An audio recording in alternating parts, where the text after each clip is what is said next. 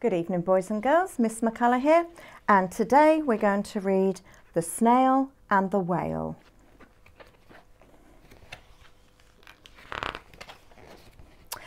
This is a tale of a tiny snail and a great big grey-blue humpback whale. This is a rock as black as soot, and this is a snail with an itchy foot. The sea snail slithered all over the rock and gazed at the sea and the ships in the dock. And as she gazed, she sniffed and sighed. "The sea is deep and the world is wide. How I long to sail," said the tiny snail.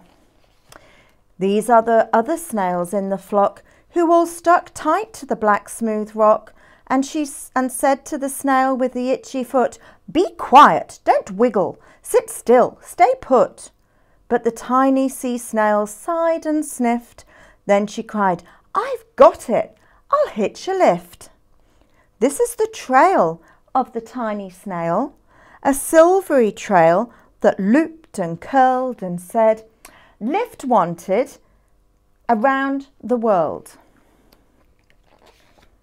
This is the whale who came one night when the tide was high and the stars were bright, a humpback whale, immensely long, who sang to the snail a wonderful song of shimmering ice and coral caves and shooting stars and enormous waves. And this is the tale of the humpback whale. He held it out of the starlit sea and said to the snail, come sail with me."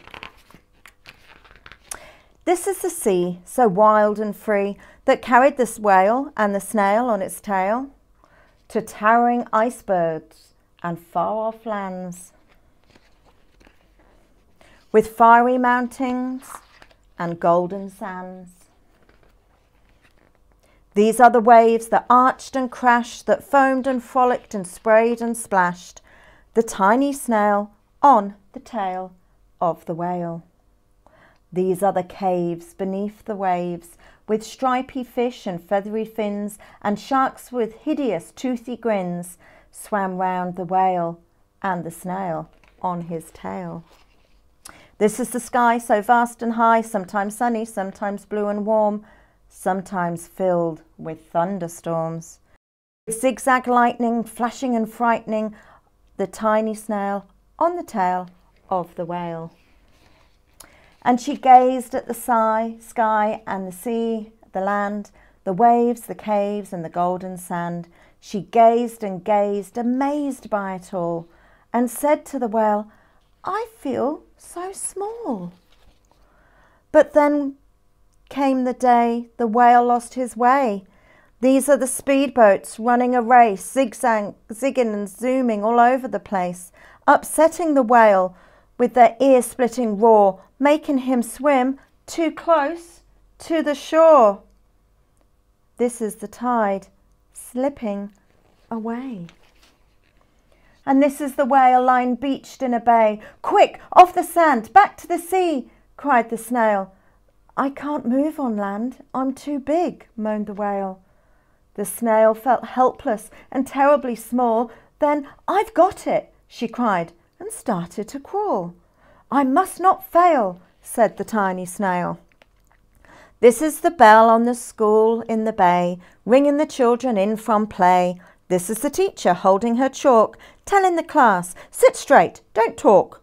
This is the board as black as soot, and this is a snail with the itchy foot. "A snail, a snail!" The teacher turns pale. "Look, children, look," said the children, "it's leaving a trail." This is the trail of the tiny snail, a silvery trail saying, "Save the whale." These are the children running from school, fetching the fireman, digging a pool, squirting and spraying to keep the whale cool. This is the tide coming into the bay, and these are the villagers shouting "Hooray!" as the whale and the snail travel safely away. Back to the dock and the flock on the rock, who said, how time's flown and haven't you grown? And the whale and the snail told their wonderful tale of shimmering ice and coral caves and shooting stars and enormous waves, and how the snail, so small and frail, with her looping, curling, silvery trail, saved the life of the humpback whale. Then the humpback whale held out his tail, and on crawled snail after snail after snail. And they sang to the sea as they all set sail on the tail of the grey-blue humpback whale. And there we go. Good evening, everyone. Thank you.